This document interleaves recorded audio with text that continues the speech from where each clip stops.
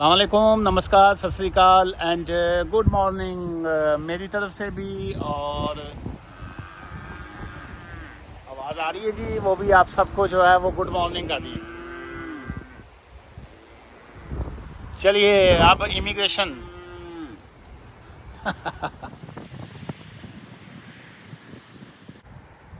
अस्सलामुअलैकुम, नमस्कार, सत श्री अकाल जी। दोस्तों, स्किल्ड वर्कर वीज़ा के हवाले से आज मीडियम स्किल्ड रूट जो है मैं आज उस पर बात करूंगा। और अभी तक अगर आपने चैनल को सब्सक्राइब नहीं किया तो चैनल को सब्सक्राइब कीजिए और आगे दोस्तों तक भी शेयर कीजिएगा, क्योंकि आगे कि 2-3 दिन तक जो है जितनी वीडियोस मेरी आएंगी वो सारी की सारी स्किल्ड वर्कर वीज़ा के ऊपर होंगी। ये जो 22 जुलाई के बाद जो रूल्स में चेंजेस आई हैं मैं उस पर बात करूंगा। और इसके अलावा जो लोग पहले से स्किल्ड वर्कर वीज़ा पे हैं उनके अभी आफ्टर 22 जुलाई जो है क्या राइट्स हैं, क्या हालात हैं, उस पर भी बात हुआ करेगी। और अगर कंपनी का लाइसेंस रिवोक हो जाता है तब आपके क्या लीगल राइट्स हैं, ये इन्हीं चीज़ों पे बात होगी। लेकिन आज का जो पहला की पॉइंट जिस पे बात करूंगा वो है मीडियम स्किल्ड रूट जो है। क्या मीडियम स्किल्ड रूट के ऊपर अगर आप जाते हैं तो आप अपने डिपेंडेंट्स को जो है वो ला सकते हैं कि नहीं। इससे पहले जो है एक तो मैं ये आपको बताता जाऊं कि जनरली देखिए यहाँ पे मैं इंफॉर्मेशन दे रहा हूँ, it's not a legal advice.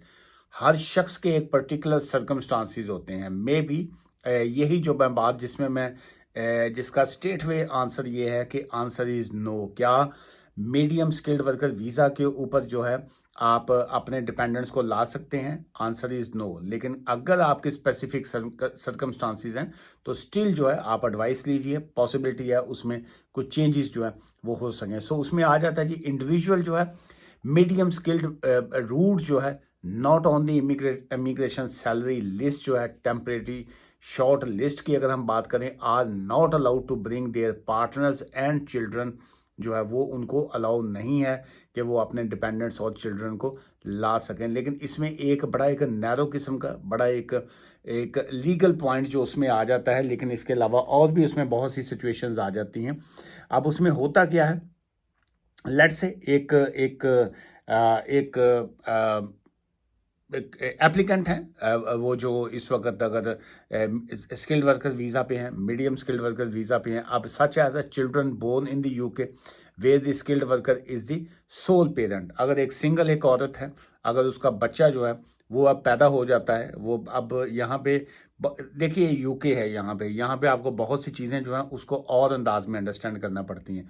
So anyways अगर वो बच्चा पैदा हो जाता है तो मीडियम स्किल्ड रूट के ऊपर तो डिपेंडेंट्स अलाउ नहीं है।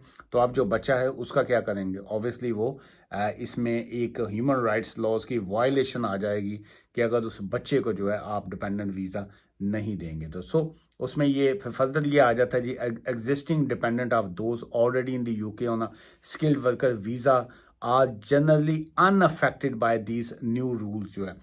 इस लाइन का मतलब ये है कि अगर एग्जिस्टिंग डिपेंडेंट्स जो हैं of those already in the UK on a skilled worker visa जो है जनरली अनअफेक्टेड के उनको इस चीज़ से कोई फ़र्क नहीं पड़ता। अब मीडियम स्किल्ड रोल की अगर हम बात करें these roles are generally below RQF level 6 जो है। अभी जो न्यू रूल्स हैं उसके मुताबिक RQF लेवल 6 जो है उसकी 41,700 जो है उन्होंने सैलरी थ्रेश होल्ड की है। और बिलो RQF लेवल 6 जो है and are often found on the temporary shortage list जो है उसमें उसको डाला गया है।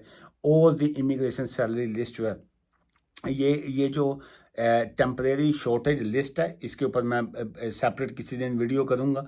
और सेम जो है ये इमिग्रेशन सैलरी लिस्ट है, इस पर मैंने ऑलरेडी भी बात की हुई है, वहाँ से आप यूट्यूब के मेरे इसी चैनल पे आप देख सकते हैं जी। अच्छा, अब हम फर्दर आते हैं जी जुलाई 22 चेंजेस जो हैं।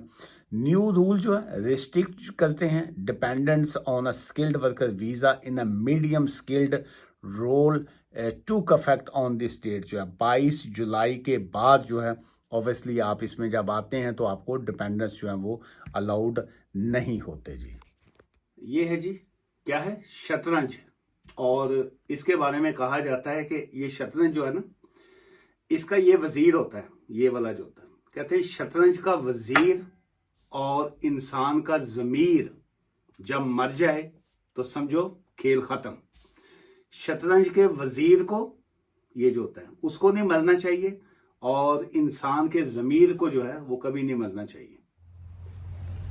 Happy birthday, Kaiser! Happy birthday, Kaiser! Mwah!